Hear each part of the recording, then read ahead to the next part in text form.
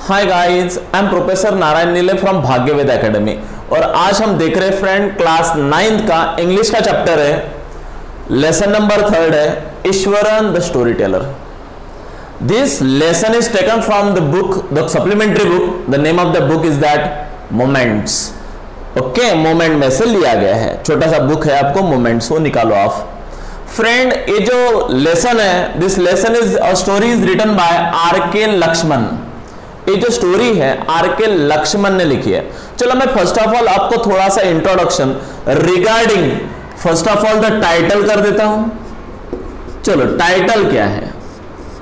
Title है एक ईश्वरन है नाम का आदमी है, वो स्टोरी टेलर है। स्टोरी टेलर मतलब बहुत कुछ लोग ऐसे होते हैं कि बेस्ट स्टोरी टेलर होते हैं, मतलब जो घटित भी नहीं हुआ है वो सामने वाले को इतना बढ़ा चढ़ा के बताते कि सामने वाला सुनते ही क्या हो जाता, वाव सो नाइस, इंप्रेस हो जाता है।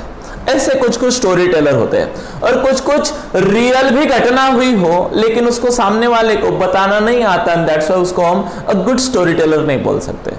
बट कुछ लोग होते हैं जिनको एक आधा स्मॉल इवेंट भी हो गया तो उसको ऐसे बढ़ा चढ़ा के, उसको कलर वगैरह मार के, उसको इमेजिनेशन से क्या करते हैं, एक बहुत बड़ा इवेंट बनाते हैं, अट्रैक्टिव इवेंट बनाते हैं। इन लोगों को कहा जाता है स्टोरी टेलर। कुछ लोग बहुत अच्छे स्टोरी टेलर होते हैं और कुछ लोग कुछ भी नहीं होते हैं, मतलब किसी को कुछ भी बताते नहीं आता। एक्चुअली सच में ऐसी घटना कुछ बच्चों के साथ हुई होती है, लेकिन जब भी स्कूल के टीचर को लेट हो जाता है तो स्कूल टीचर पूछता है कि क्या क्यों हो गया लेट। एक्चुअली सच में घटना हुई है कि उसकी गाड़ी वगैरह पंचर हुई है, साइकिल पंचर हुई है, लेकिन उसको बताते नहीं आता, दैट्स व्हाई मार खा लेता टीचर के हाथ का। और कुछ बच्चे ऐसे होते हैं, मेरी क्लास का एक लड़का ऐसा था जो रोज हमेशा लेट आता था लेकिन इतने खतरनाक बहाने बनाता था कि कभी भी नहीं पकड़ा गया और कभी भी मार नहीं खाया, यानी बोल बच्चन रहते हैं, उसको बोलते हैं अ ग्रेट स्टोरी टेलर। समझ में आया फ्रेंड आपको? भी ये था टाइटल मेरा। ऐसा एक आदमी है ईश्वरन और बहुत अच्छा स्टोरी टेलर है। कैसा है, क्या है, देखते हैं फ्रेंड। उसके बाद में अपन देखते हैं अबाउट द राइटर। चलो राइटर कौन है अभी देखते हैं ऑथर कौन है, आर.के. लक्ष्मण। चलो देखते रिगार्डिंग हिम। इसका जन्म हुआ था फ्रेंड 1921 में और यह आदमी मरा था 2015 में, मतलब अभी अभी मरा है, बराबर। अभी 2020 चालू, मतलब 6-7 साल हो गए हैं आर.के. लक्ष्मण मरने को। Was an Indian cartoonist. वो पहले कार्टूनिस्ट का काम करता था, कार्टून आते हैं ना न्यूज़पेपर में, वो लिखता, वो करता था।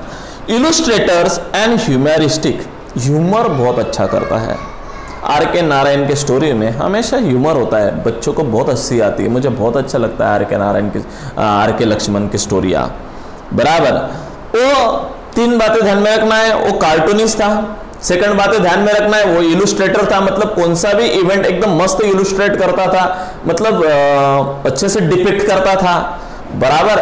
और तीसरी बात ध्यान में रखना है, वो ह्यूमरिस्ट था, मतलब बहुत अच्छा ह्यूमर कर लेता था। ह्यूमर का मतलब राइट डाउन विनोद करना, विनोद का मतलब समझता है आपको, हंसी मजाक करना, बराबर। तो ऐसा वो रहता है। He was the best known for his creation, The Common Man। उसका एक बुक बहुत फेमस हुआ था जिस बुक का नाम है The Common Man। The Daily Cartoon Strips, ये भी एक बुक है।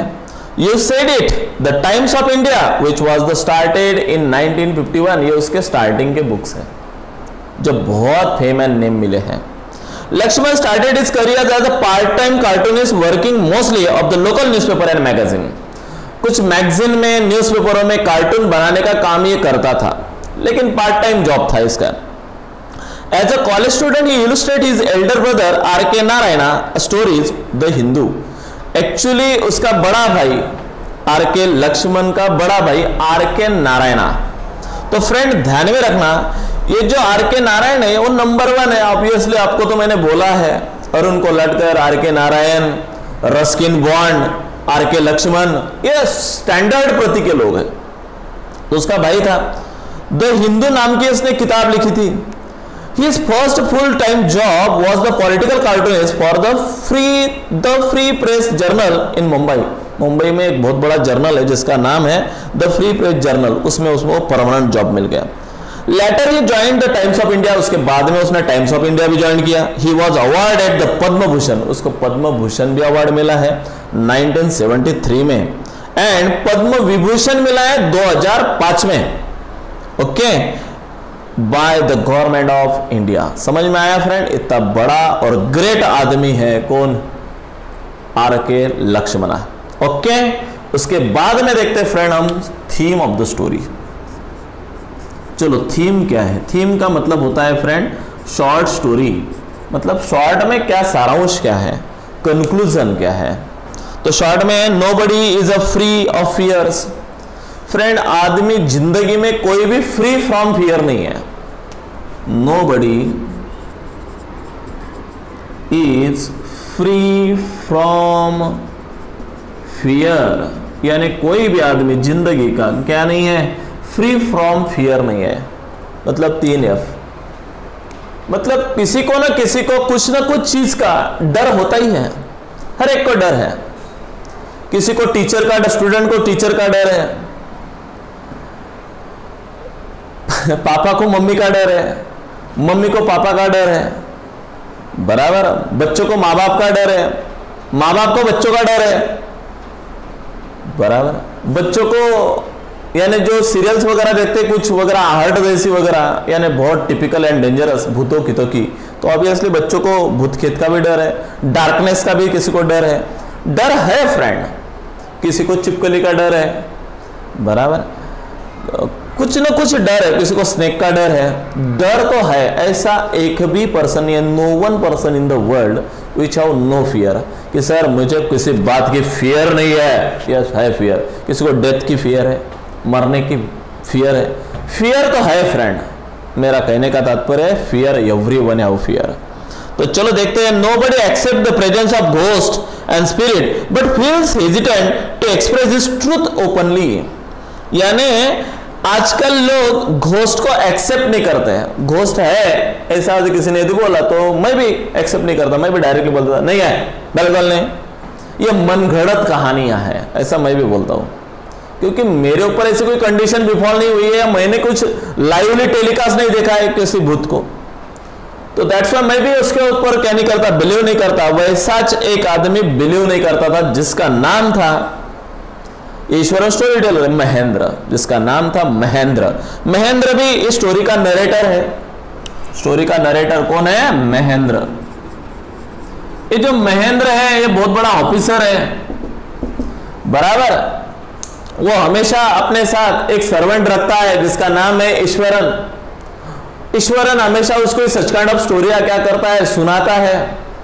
लेकिन महेंद्र उस स्टोरियों के ऊपर क्या नहीं करता था, बिलीव नहीं करता था। लेकिन एक दिन उसी को कुछ ऐसा दिखाई दिया या समझ में आया तो वो बिलीव करने लगा, बराबर। जब तक बराबर है कोई भी किसी के ऊपर बिलीव नहीं करता जब तक क्या नहीं करता, कोई आरसा या मिरर नहीं दिखाता हमको।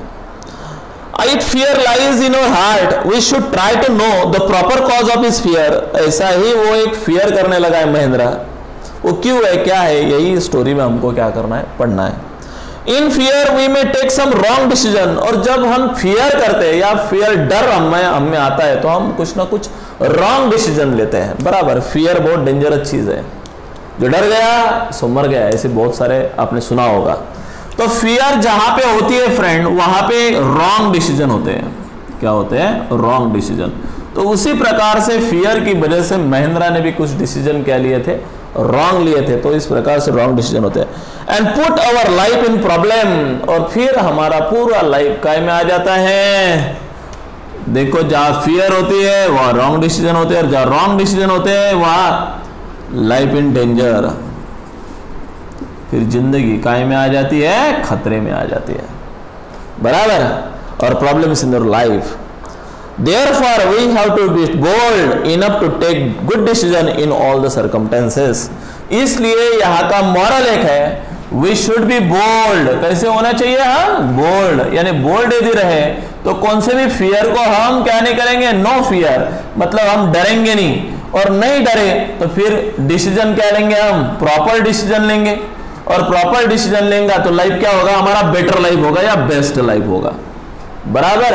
तो इस प्रकार से फ्रेंड ये थीम है इस स्टोरी का। Got it? समझ में आया आपको? ये मैंने तीनों चीजें आपके साथ शेयर किया है। पहले टाइटल क्या है बताया, फिर राइटर के बारे में बताया, फिर थीम क्या है ये भी बताया। चलो अभी जाते हैं अपन डायरेक्टली। मैं आपको पॉइंट वाइज थोड़ा सा समरी टाइप बता देता, और वो भी शॉर्ट नहीं, डिटेल्ड समरी। चलो कुछ डिटेल्ड समरी अपन लेते हैं अभी, लाइन बाय लाइन। चलो देखते हैं। चलो, Eswaran the story teller. Eswaran कैसा था? अ ग्रेट स्टोरी टेलर था। चलो अब देखते हैं उसके लाइफ में क्या क्या हुआ है। महेंद्रा जॉब, सबसे पहले अपन नरेटर के बारे में देखते हैं। इस स्टोरी का नरेटर है फ्रेंड महेंद्रा। नरेटर समझता, जो स्टोरी क्या कर रहा है, नरेट कर रहा है, बराबर महेंद्रा है। महेंद्रा अभी क्या क्या बताता देखते हैं। Mahendra was junior supervisor. कौन था महेंद्रा? जूनियर सुपरवाइजर था इन द फर्म। एक कंपनी थी, उस कंपनी में वो जूनियर सुपरवाइजर था। The firm offered on a higher supervisor at a construction site, factories, bridges, dams etcetera. वो जो फर्म थी वो क्या बनाती थी? कुछ कंस्ट्रक्शन साइड चलाती है, कुछ डैम बनाती है, कुछ फैक्ट्री बनाती है, कुछ ब्रिजेस बनाती है। और वो एक साइड पे होते का भी मुझे बताओ, ब्रिजेस डैम वगैरह एक जगह पे रहेंगे कि चलो भाई इस एरिया में ही अपन ब्रिजेस बनाते जाएंगे? नहीं फ्रेंड, इस एरिया में हम फैक्ट्री डालते जाएंगे, इस एरिया में ही हम कैनल बनाए जाएंगे, इस एरिया में ही हम डैम बनाएंगे। तो ऐसा एक एकड़ एरिया में आप सब ये कर सकते क्या? तो नहीं। जैसे किसी किसी की ड्यूटी एक ही प्लेस पे होती है, जैसे हम कॉलेज में हैं तो ऑब्वियसली हमारी ड्यूटी एक प्लेस पे ही है, उसी एरिया में ही हमको क्या करना पड़ता है? टीच करना पड़ता है। किसी और एरिया में जाके टीच नहीं करना पड़ता है। जैसा हमारा एक एरिया क्या है? फिक्स है। ऐसे कुछ ड्यूटीज ऐसी होती है कि जिनका एरिया क्या नहीं होता? फिक्स नहीं होता। ऐसी एक फर्म है, ऐसी एक कंपनी है जो कंस्ट्रक्शन कंपनी है, जो कुछ ना कुछ कंस्ट्रक्ट करती रहती है। क्या क्या कंस्ट्रक्ट करती रहती है? डैम कंस्ट्रक्ट करती है, ब्रिजेस करती है, रोड्स कंस्ट्रक्ट करती है, फैक्ट्रीज कंस्ट्रक्ट करती है। जहां पे भी उनको काम मिल गया उस कंपनी को, अभी कौन सी भी कंपनी, फॉर एग्जांपल गवर्नमेंट को रोड बनाना है या डैम बनाना है, तो गवर्नमेंट उस कंपनी को क्या करती? कॉल करती है, फिर उस कंपनी को वहां पे जाना पड़ता।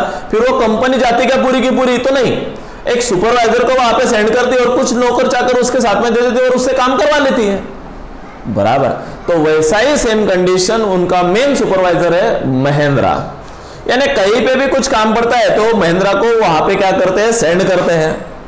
उसके हाथ के नीचे एक नौकर दे देते हैं। नौकर का नाम मैंने आपको बता दिया, ईश्वरन, बराबर है। महेंद्रा को वहां पे मस्त एक क्वार्टर वेटर मिल जाता है, उसके हाथ के नीचे ये रहता है उसकी केयरिंग करने के लिए। और फिर कुछ नौकर चाकर लोग रहते हैं जो पूरा कंस्ट्रक्शन साइड क्या करते हैं? संभालते हैं। समझ में आया? आगे ऐसा है महेंद्रा। तो चलो, Mahendra job was to keep an eye on the activity on the work side. जहां पे भी वो वर्क साइड होती है, उस वर्क साइड पर पे कीप एन आई, यानी क्या रखने के लिए? नजर रखने के लिए एक सुपरवाइजर की जरूरत होती है। और सुपरवाइजर दूसरा तीसरा कोई नहीं है। कौन है? तो महेंद्र है। समझ में आया फ्रेंड? चलो next. He had to go from one place to another place। ये करते करते महेंद्र को एक प्लेस से साइड कंप्लीट हो गई है कि वो साइड से निकलना पड़ता है, फिर तब तक दूसरी साइड आती है, वहां पे जाना पड़ता है। He was a bachelor। पहली बात अच्छी है, वो बैचलर है, दैट्स व्हाई ये ड्यूटी कर पा रहा है। अभी what is mean bye bachelor? जिनका मैरी नहीं हुआ होता है, यानी ऐसे लड़के की जो अप्रेंटिस करते हैं, यानी यंगस्टर्स जिनका अभी तक क्या नहीं हुआ हो? मैरी नहीं हुआ हो, ऐसे लोगों को बोलते हैं बैचलर, अनमैरिड बच्चे, बराबर। तो ये बैचलर था, इसलिए जा सकता है ऐसी साइड पे। अभी मुझे बता, मैरी हो जाने के बाद में ये ऐसी साइड, कंस्ट्रक्शन साइड पे ऊपर काम करेगा? नहीं, या करेगा तो पूरी फैमिली लेके जाएगा, बराबर। ऐसा भी हो सकता है। He could adjust himself in all the condition। देखो फ्रेंड, ऐसे जॉब करना बहुत ही मुश्किल होता है। क्यों? क्योंकि कौन सी साइट कहां पे है क्या पता। एक आधी साइट फॉरेस्ट में भी हो सकती है, सिटी में हो सकती है क्या? नहीं, कि डैम बनाएंगे तो सिटी में थोड़ी बनाएंगे, सिटी के आउट ऑफ ही बनाएंगे ना। डैम बनाएंगे या फैक्ट्री डालेंगे या रोड के ऊपर ब्रिजेस बनाएंगे, तो ब्रिजेस भी बनाएंगे तो ऐसे जंगल में एक आधी रिवर जाएंगे, वहां पे भी ब्रिज बनाएंगे, रोड बनाएंगे। तो ऐसे इस एरिया में जाना पड़ता है और ऑल द कंडीशन से फेस करना पड़ता है। कभी कभी विंटर रहता है तो भी फेस करना पड़ता है, कभी कभी समर रहता है तो धूप का फेस करना पड़ता है, कभी कभी रेनी सीजन होता है तो बारिश का भी क्या करना पड़ता है, फेस करना पड़ता है। ऑल सीजन को बेचारे महेंद्र को क्या करना पड़ता था, फेस करना पड़ता था, और महेंद्र करता था। ओके, अभी ये हो गया मेरा पहला पॉइंट, महेंद्रज जॉब। अब दूसरा पॉइंट मैं आपको बताता, ईश्वरन महेंद्रज अमेजिंग कुक। अभी ईश्वरन महेंद्र का कौन था? तो पहली बात एक सर्वेंट था, दूसरी बात अ बेस्ट कुक था, उसके लिए खाना बनाने वाला नौकर था। Mahendra had cooked named Eswaran, Mahendra के यहाँ पे एक कुक था जिसका नाम था ईश्वरन, वो कुकर था। Eswaran had an amazing capacity, Eswaran की बहुत खतरनाक कैपेसिटी। चलो तो पहली बार हमने पहले इसमें देखा, मैंने पहला पॉइंट में कि अबाउट महेंद्र, किसके बारे में देखा हमने, महेंद्र कौन था, कहा था। ओके, अब देखेंगे सेकंड में ईश्वरन कैसा था। ईश्वरन एक कुक था, किसका, महेंद्र का, और बहुत अच्छा था, वर्साटाइल था। दूसरी बात उसमें बहुत ज्यादा कैपेसिटी थी, क्वालिटीज थी।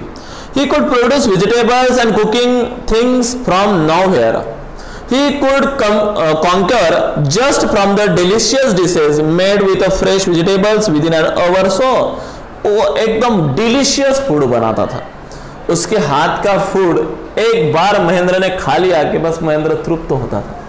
सच में महेंद्र बोलता है कि ऐसा खाना मुझे कहीं पे भी नहीं मिला, जैसा खाना मुझे कौन देता था, ईश्वरन देता था। और आगे क्या बोलता है, तो देखो, Mahendra would go to the work early in the morning with some food. Mahendra सुबह सुबह जल्दी उठता था, सुबह उठ के ईश्वरन उसको थोड़ा सा ब्रेकफास्ट दे देता था और वो अपने साइड पे चला जाता था। फिर साइड से 10-11 बजे और आता था, तब तक ये कुकिंग करके रखता था और फिर उसको खाना देता था। समझ में आया? ऐसा काम था किसका, ईश्वरन का।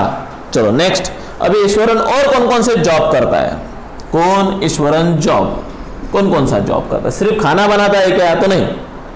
आफ्टर महेंद्रज डिपार्चर, जैसे महेंद्र डिपार्चर होता था मतलब निकल जाता है, Iswaran would make up the shed, वहां पे शेड बनाता है अच्छे से रहने के लिए। पहले कौन से भी साइड पे पहले जाए, उसका पहला काम ईश्वरन के जॉब ध्यान में रखना, जहां पे भी जाएगा पहले शेड बनाएगा, बराबर। उसके बाद में कुक करेगा, ये भी काम, बराबर। सारे काम लिख लो जरा, ध्यान रखो जरा।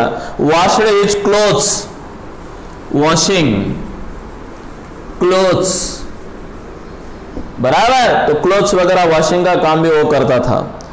ही वुड टेक बाथ प्रेइंग, और फिर उसके बाद में प्रे करता था। He would read the Tamil thriller, कुछ बुक्स वगैरह क्या करता था, बुक्स रीडिंग। ये जॉब नहीं उसका, बट उसको हॉबी है, इंटरेस्ट है। ओके, उसके बाद में थोड़ा सा डोज कर लेता है। डोज कर लेना, डोज ऑफ मतलब थोड़ा सा डुलकी लेना, मतलब थोड़ा सा सोना, उसको अपन क्या बोलते हैं, स्नैप, बराबर। थोड़ा सा क्या लेना, वाम कुश्की लेना, जो खाना खाने के बाद में अपन थोड़ा सा लेते हैं, तो ऐसा। तो फ्रेंड वैसा वो थोड़ा सा लेता था। उसके बाद में he had a strange method of narrating stories. शाम को जब महेंद्र घर पे आता है खाना खाने के बाद, दोनों थोड़े से बाहर बैठते हैं, तब वो उसको मस्त मस्त क्या सुनाता है, स्टोरियां सुनाता है। ये stories had a effect of thriller, लेकिन जो भी वो स्टोरी सुनाता था, वो सारी स्टोरी में थ्रिलर हमेशा रहता था। What is mean bye thriller? डर, एक चित्त थरारक इवेंट, मतलब ऐसा इवेंट कि जो सामने वाला सुन के परेशान हो जाएगा, ऐसे इवेंट वो हमेशा क्या करता है, शेयर करता है। समझ में आया? यहाँ तक ये हो गया उसका जॉब। अभी Eswaran method of narrating story. Okay, फिर चौथा पॉइंट देखेंगे हम, ईश्वरन की मेथड कैसी थी, method of telling story. Method of telling story मतलब स्टोरी टेलिंग की उसकी मेथड कैसी थी, चलो देखते हैं। Eswaran had a strange way of narrating a story, smallest incident. छोटा सा इंसिडेंट भी उसने लिया तो स्टोरी कम से कम 1 घंटा चलती थी। मतलब उसको लंबी चंबी कैसे बढ़ाना, बड़ा चढ़ा के कैसे बताना, ईश्वरन को अच्छे से पता था। He would work up in the suspense, उसके स्टोरियों में हमेशा, पहली बात तो मैंने बोला थ्रिलर रहता था, दूसरी बात मैं बोलता हूं उसकी स्टोरियों में हमेशा क्या रहता है, सस्पेंस रहता है। और आगे क्या रहता है, चलो देखते हैं। He would have surprising and, और हमेशा जो एंड होता है वो कैसा होता है रे, सरप्राइजिंग एंड होता है। यानी हम कभी भी नहीं सोचते कि ऐसा एंड होगा, वो वैसा हुआ क्या होता है, उसका एंड होता है। This was because he was a very imaginative. कैसा था महेंद्र? हमेशा इमेजिनेटिव था। And would listen to him uncritically. और फिर उसको महेंद्र मस्त भाई क्या करता था? लिसनिंग करता था। Okay okay. एक बार क्या हुआ, स्टोरी ऑफ टस्कर। ईश्वरन ने एक स्टोरी सुनाई of tusker. What is my tusker?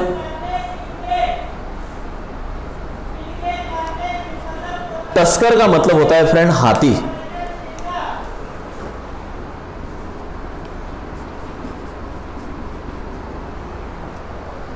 Okay, एक बार एक हाथी की स्टोरी सुनाता है। चलो देखते हैं कैसे क्या था। One day Eswaran told the story of tusker. एक दिन हाथी की एक स्टोरी सुनाई। One day a tusker escape from the timber yard. क्या हुआ? बोले टिम्बर यार्ड में एक टस्कर काम करता था, एक हाथी काम करता था। टिम्बर यार्ड मतलब समझता है? जहां पे लकड़ी काटते वगैरह है या लकड़ी को लेके जाते हैं मशीन की तरफ।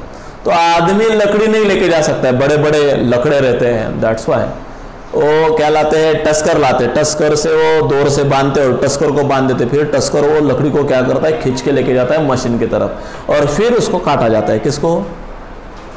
टिम्बर को, लकड़ी को। ओके, तो लाइक दैट सेम कंडीशन एक हाथी था। बोले वो टस्कर यार्ड में था, लेकिन वहां से वो भाग निकला।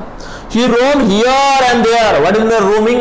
भटकना। वो यहाँ वहां भटक रहा था। He tore up the creepers. बहुत बड़े बड़े पेड़ थे, वो पेड़ भी उसने क्या कर डाले? चीर फाड़ डाले। Broke the branches. बहुत पेड़ों के ब्रांचेस वगैरह तोड़ डाले। Eswaran would get so affected with the story that he would jump about here and there. वो ऐसी स्टोरी सुनाता था, वो इधर जाता था, जंप करता था, उधर जाता था, जंप करता था, इसको मारता था, उसको मारता था। ऐसी स्टोरी सुना रहा था कि as it is, Mahendra is not hearing the story, but Mahendra is seeing the story in front of his eyes. ऐसा लगता था कि वो पर्दे के ऊपर वो स्टोरी क्या थी? चालू थी। समझ में आया? उसकी मेथड स्टोरी बताने की। आगे क्या हुआ? आगे और बताया कि पैनिक कंडीशन हुई आगे। अभी पहले पहले थोड़ा सा स्टोरी कैसी थी? ह्यूमरस थी। ह्यूमरस थी मतलब मजा आ रही थी, लेकिन बाद में स्टोरी ने सीरियस मोड ले लिया। अब क्या हुआ आगे? Panic condition. The tusker reached the town. Tusker कहाँ चला गया? टाउन में, गांव में गया। अभी देखो, अब तक जंगल में था, ये तोड़ वो तोड़ तो अच्छा लग रहा था, लेकिन जब गांव में जा रहा है तो लोगों को तोड़ रहा है तो ये बात बुरी लगेंगी। It smashes all the stalls of fruits. लोगों ने ऐसे फ्रूट्स के स्टॉल लगाए थे, ऐसा ले रहा था, फेंक रहा था, ये स्टॉल ले रहा था, इधर फेंक रहा था। लोग एकदम हिदर एंड थिदर हो गए। They ran hither and thither. People ran here and there and the student hide themselves into the classroom. वो फिर स्कूल में चला गया। स्कूल में तो सब बच्चे ग्राउंड पे खेल रहे थे, जैसा वो हाथी आ गया, जैसे बच्चों को एकदम उसके आंख के ऊपर, सब बच्चे डर गए और अपने अपने क्लासरूम में चले गए। The streets were empty. पूरे रास्ते क्या हो गए? क्लियर हो गए। Iswaran was then junior student. तो तब ईश्वरन बोलता है कि मैं उस स्कूल में एक जूनियर स्टूडेंट था। यानी ये स्टोरी उसके साथ घटित हुई है। ये स्टोरी आज वो शेयर कर रहा है कि तब मैं जूनियर में स्टूडेंट था। कौन? ईश्वरन। स्टोरी कौन बता रहा है? ईश्वरन। किसकी बता रहा है? हाथी की बता रहा है। कब की बता रहा है? जब ईश्वरन एक छोटा बच्चा था, जब जूनियर केजी में था। समझ में आया? आगे क्या हुआ? He did not know what happened to him. उसको समझ में नहीं आ रहा था क्या हो रहा है। He got a cane. Directly उसने अपने हाथ में क्या ली? एक केन ली। केन मतलब समझता क्या? आपको टीचर के हाथ में होती है केन, छड़ी। रिंग मास्टर के हाथ में, सर्कस में देखा है रिंग मास्टर, उसके भी हाथ में क्या होती है? केन। तो उसी प्रकार से एक केन उसने उठा ली and followed the elephant. Elephant के पीछे पीछे चल निकला। अब आगे क्या हुआ? अभी कंक्लूजन करना था उसको स्टोरी का। अभी कंक्लूजन क्या कर रहा है? आगे का point conclusion. The elephant granted and stamped its feet. जैसे मैं उसके सामने वो क्या लेके गया? केन लेके गया, और मेरे तरफ ऐसा क्या कर रहा था? एकदम अटैक रूप से आया था। ग्रंटेड, निकल यहां से, ऐसा एकदम granted. And stampede his feet. उसके पैर ऐसे ऐसे ऐसे ऐसे क्या कर रहा था? स्टैम्प कर रहा था। The people were hypnotise. बराबर।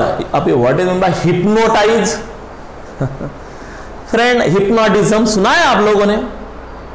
ऐसा कहते हैं, मैंने देखा है हिप्नोटाइज। मेरे कॉलेज में कुछ लोग आए थे, एक आदमी आया था, उसने बच्चों को कुछ हिप्नोटाइज किया था। अभी हिप्नोटाइज का मतलब मैं आपको बताता। अभी ऐसा मस्त प्रोग्राम था, हमारे लाइब्रेरी में वो प्रोग्राम चालू था। हम ऐसे बैठे थे सब बच्चे, मैं भी स्टूडेंट था उस ज़माने में, बराबर। जैसे ईश्वरन ने बताई उसको जूनियर केजी में था, तो मैं भी ऐसा शायद TY और SY BA में था, इंग्लिश स्पेशलाइजेशन में। तो एक आया था, हमको ज़बरदस्ती कुछ स्टूडेंट को लाइब्रेरी में बिठाया गया, क्योंकि उस शो के लिए क्या चाहिए थे, स्टूडेंट चाहिए थे, ऑडियंस चाहिए थे। तो हमारी इच्छा न थी, क्योंकि हमें जल्दी कॉलेज से घर जाना पड़ता था, क्योंकि हम विलेज में रहते थे। लेकिन फिर भी हमें वहाँ पे बैठना पड़ा, because of by force by some teachers. और फिर हम बैठे, लेकिन अच्छा हुआ उस टीचर ने हमको बिठाया, तो ताकि हमको what is mean bye hypnotism समझ में आया। वो एक टीचर आया वहाँ पे, हिप्नोटिज्म पढ़ा रहा था, दूसरे गांव से आया था। कुछ हमारे से ऐसे 5-6 बच्चे थे हमारे सामने सामने बैठे हुए, मैं भी था उसमें। कुछ बच्चों को हमको उठाया, बोले आ जाओ इधर। हम डरते डरते नहीं कह रहे थे, लेकिन टीचर ने जाना रहे, बोलो तो हम हम भी डरते डरते गए, हम खड़े रह गए स्टेज पे। बोलो भाई क्या? बोले ऐसे मत खड़े रहो, आंखें बंद करो। बोले हमने आंखें बंद करी।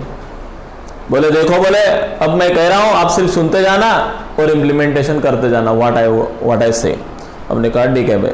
उसने बोला चलो अपन जम्मू एंड कश्मीर को पिकनिक के लिए जा रहे हैं, कल निकल रहे हैं, अभी गाड़ी आ रही है बोले हमारी, बराबर। ऐसे आंखें बंद करके वो बता रहा था। चलो बोले गाड़ी आ गई, चलो सब बच्चे गाड़ी में बैठो। तो फिर सब बच्चे गाड़ी में बैठ गए। अभी गाड़ी क्या थी वहाँ पे, तो चेयर थी ऐसी लगाई हुई, तो सब बच्चे चेयर पे बैठ गए। बोले बैठ गए गाड़ी पे, ओके गाड़ी आ गई। बोले अभी निकलेंगे 5-1 मिनट में, अपने सीट बेल्ट वगैरह लगा लो, बोले अच्छे से कस के। हमने वो कुछ नहीं, सीट बेल्ट नहीं था, फिर भी ऐसा किया और कस से लगा लिया। बोले अभी 5-6 मिनट में गाड़ी निकलेंगे, बोले बहुत हैप्पीली, अभी शांति से रहना है। बोले सब बच्चों ने एक काम करो, बोले अभी मैं आपको कुछ सेब वगैरह देता हूँ, बोले तो सेब वगैरह खा लो, क्योंकि हमें बहुत भूख लगी है। बोले तो उसने हमारे हाथ में क्या दिया पता है? अभी हमको बाद में बच्चों ने बताया। चलो फ्रेंड, समझ में आया? हमने प्याज खाए थे, लेकिन हमें पता नहीं चला कि हमें ऐसा लग रहा था कि हम क्या खा रहे हैं, एप्पल खा रहे हैं। कौन दे रहा था एप्पल? वो जो हिप्नोटाइज करने वाला था वो। ओके, उसके बाद में उसने हमसे डांस भी करवा लिया, और सब बच्चे ने मस्त पे की क्या भी कर लिया, डांस भी कर लिया। एक्चुअली सब गर्ल्स के सामने वो डांस हमने किया था, वो सबसे बेकार डांस था। गर्ल्स भी हंसी थी दूसरे दिन हमारे ऊपर, बराबर। तो फ्रेंड ये बात हमको बाद में समझ में आई कि हमने किस प्रकार से डांस किया था। सब हंस हंस के हमको क्या कर रहे थे, स्टोरी सुना रहे थे। ये था हिप्नोटाइज, बराबर। हमें ऐसे ठंड भी लगी थी, जैसे वो कह रहा था कि जैसे चलो भाई अभी जो बस है, बोले कहाँ पे गई, मस्त जम्मू कश्मीर में घूम रहे हैं बोले तुम, लेकिन ठंडी बज रही है। तो सब बच्चे ऐसे शिवरिंग भी कर रहे थे। तो ये था वो event. Then Iswaran struck the elephant's toenail. Iswaran वहां पे गया और ऐसे एक जो केन थी उसके टोनेल पे मारी। अभी व्हाट इज बाय टोनेल? टोनेल, अभी टो मतलब अंगूठा, नेल मतलब नाखून, जो अंगूठे का पैर का नाखून रहता है ना, वहां पे उसने मारा। इतना बड़ा हाथी मारने के बाद it शिवर्ड and from the head to feet, कहां से कहां तक, सर से पांव तक वो शिवर करने लगा एंड फेल डाउन, और 2 मिनट में फेल डाउन हो गया। द वेटरनरी वॉज कॉल्ड, फिर किसको बुलाया गया? डॉक्टर को बुलाया गया, वेटरनरी डॉक्टर। अभी व्हाट इज वेटरनरी? जानवरों का डॉक्टर। फिर जानवर डॉक्टर ने इंजेक्शन वगैरह दिया। आफ्टर 2 डेज, 2 दिन के बाद वो टस्कर अच्छा हो गया, लेकिन वॉज टेकन बाय महावत, फिर उसको बांध के रखा था। फिर कौन आया? महावत आया, फिर उसने लेके गया। अभी what is mahout? Mahout means the person who is taking care of the elephants, जो एलिफेंट की क्या करता है, केयर करता है, उसका मालिक। तो वो महावत आया, फिर उसको लेके गया। Eswaran was asked how he did that, फिर ईश्वरन ने ऐसा ही बोला कि उसने कैसे किया। He told that he did so with a Japanese art karate of तो उसने बोले जापानी आर्ट देखी थी, वहां पे कराटे देखे थे, कुंफू, वैसे जुत्सु एटसेट्रा, तो वो मैंने देखे थे और वहां पे ऐसा किया था, मैंने भी वैसा किया, फिर वो हाथी बच गए। वो सब बच्चों को मैंने उस प्रकार से बचा था। समझ में आया? अभी ये स्टोरी सुन के आपको एक बात तो कंफर्म हो गई होगी। कौन सी बात? कि ईश्वरन ग्रेट स्टोरी टेलर था। Got it? Do you agree with me? Yes, because हम भी 5 मिनट उसके स्टोरी में क्या हो गए, इंडल्ज हो गए थे। अब ये हुई एक बात, ये बात तो बहुत अच्छी थी। देखो फ्रेंड, कभी भी स्टार्ट अच्छा होता है, एंड थोड़ा सा टिपिकल होता है। तो उसी प्रकार से अब दूसरी स्टोरी उसने लगाई। अब दूसरी स्टोरी क्या थी? Eswaran other story of the ghost. अभी दूसरी स्टोरी उसने लगाई, वो स्टोरी थी फ्रेंड काय की? घोस्ट की। अब आपको अच्छी लगती है घोस्ट स्टोरी? यस, कुछ बच्चे होंगे यस सर मुझे बहुत अच्छी लगती है। कुछ बच्चे डरते भी नहीं होंगे, देखते भी होंगे पूरी। कुछ बच्चे ऐसे होंगे no sir I don't like so, मुझे नहीं अच्छी लगती, ऐसे भी है। तो ऑब्वियसली घोस्ट स्टोरी महेंद्र को बिल्कुल भी क्या नहीं थी, पसंद नहीं थी। चलो देखते हैं अभी वो दूसरी स्टोरी। वन डे, लेकिन उसी दिन नहीं, एक दिन, Eswaran told Mahendra something about the place. एक दिन उसी प्लेस के बारे में, जिस प्लेस पे उनकी फैक्ट्री बन रही थी, जहाँ पे वो साइट थी, वहां पे उसी के बारे में बता रहा है। This factory area was once burial ground. एक बार ऐसा हुआ, बोले ये जो फैक्ट्री एरिया है ना जहाँ पे अपन फैक्ट्री बना रहे हैं, ये बुरियल ग्राउंड था। What is the burial ground? Underline कीजिए और लिख लीजिए। बुरियल ग्राउंड का मतलब होता है जहाँ पे प्रेते लाते हैं और जिनको बरीड किया जाता है। बरीड मतलब जमीन में गाड़ते हैं या पुराते हैं, उस ऐसी प्लेस को बोलते हैं बुरियल ग्राउंड। यहाँ पे ये था, बोले He himself once came across the human skull lying on the path। जब मैं यहाँ पे आया था, बोले तो मेरे पैथ में 2-4 महीने ह्यूमन स्कल देखे। बोले what is my human school? आदमी की कौटी, कौटी मतलब स्कल मतलब कवच, कौटी रहती वैसी, बराबर ब्रेन के ऊपर की, बराबर हेड का। तो वैसा मैंने 2-4 मेरे पैरों में आ गई। बोले He also saw the ghost at night। और रात को तो मैंने, आप तो सोए थे बोले, लेकिन रात को मैंने डायरेक्टली क्या देखा? घोस्ट देखा। बोले He was not frightened as he was brave। लेकिन ईश्वरन, फिर महेंद्र बोला तू डरा नहीं? बोले नहीं मैं डरता नहीं, मैं बहुत ब्रेव हूं। But there happened the horrible ghost of a woman। But बोले रात को जरा जो घोस्ट आया, बोले वो ज्यादा हॉरिबल था, क्योंकि वो मैन नहीं था, वुमन थी। मतलब घोस्ट थी, मतलब चिटकिन थी।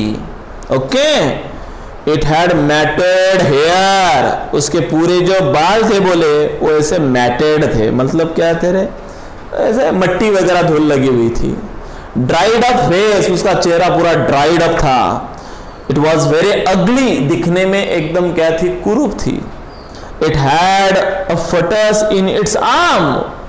उसके हाथ में एक फटस था, FOETUS। फटस मतलब भ्रूण हत्या। भ्रूण हत्या मतलब समझता है, किसी के पेट में जो बच्चा होता है, वो बच्चा उसके हाथ में था, ऐसा इसके आर्म्स में, बराबर एक छोटा सा बच्चा उसके हाथ में था, जो अभी अभी निकला हो। ऐसा इमेजिनेशन कीजिए।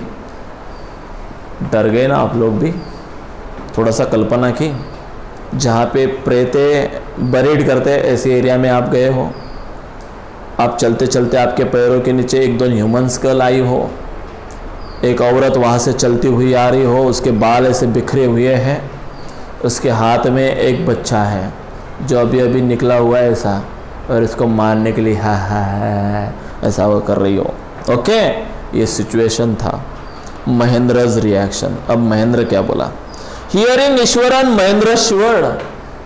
जैसे ईश्वरन की स्टोरी सुनने लगा, महेंद्र शिवर करने लगा। मतलब क्या करने लगा? ऐसा डरने लगा, कांपने लगा। He called Eswaran a crazy. उसने ईश्वरन को बोला भी है बंद कर स्टोरी, क्रेजी है, मैड है क्या तू? He told him that there were no ghost.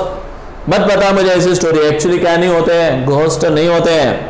There were the product of the mind. ये घोस्ट भी कुछ नहीं है, ये एक आधे ने मन के बनाए हुई मनगढ़ंत कहानियां होती है। Okay, he asked Ishwaran to get himself medically and examine, and Mahendra then retired for the night। और फिर उसने बोला ये मेडिकली प्रूव है कि ऐसा कोई नहीं है, डॉक्टर भी सुध बोलते हैं कि ऐसा होता नहीं है, ये मन की कहानियां हैं, अब बंद कर और चल। बोले फिर महेंद्र वहां से क्या हो गया, चला गया। महेंद्र ने पूरी स्टोरी सुनी नहीं सुनी। किसकी थी स्टोरी? ईश्वरन ने सुना रहा था घोस्ट की। ओके, चलो आगे। महेंद्र वॉज अफेक्टेड, लेकिन महेंद्र पर उसका प्रभाव थोड़ा बहुत हुआ था। देखो फ्रेंड, हम कितना भी दिखा रहे हैं, मैं नहीं डरता रे, मैं नहीं डरता रे। जब सिचुएशन बिफॉल होती है तो डर तो आदमी को आता है, बराबर। अपन किसी की गाड़ी के सामने कोई आ जाता है तो वो एकदम डर जाता है तो अपन हंसते हैं कितना डरा। लेकिन नहीं फ्रेंड, यदि उसके प्लेस पे हम होते थे तो same condition we have do, तो हमें भी ऐसा ही करते थे। तो from the time Mahendra had unease every night, बस वो स्टोरी सुनी ना सुनी, एक्चुअली पूरी नहीं सुनी थी, लेकिन जैसे सुनी ना सुनी उस दिन से महेंद्र नाइट में प्रॉपर नहीं सोता था। देखो फ्रेंड, एक बार तुम्हारे मन में एक भ्रम कुछ पैदा हो गया तो समझ लेना उसको निकालने में बहुत समय लगता है। वो माइंड में आने के लिए समय नहीं लगता है, लेकिन माइंड से जाने के लिए क्या लगता है, बहुत समय लगता है। तब तक आदमी हराश हो जाता है। वैसा ही महेंद्र हराश हो चुका था। Every night he peered into the darkness to see if there was any moment.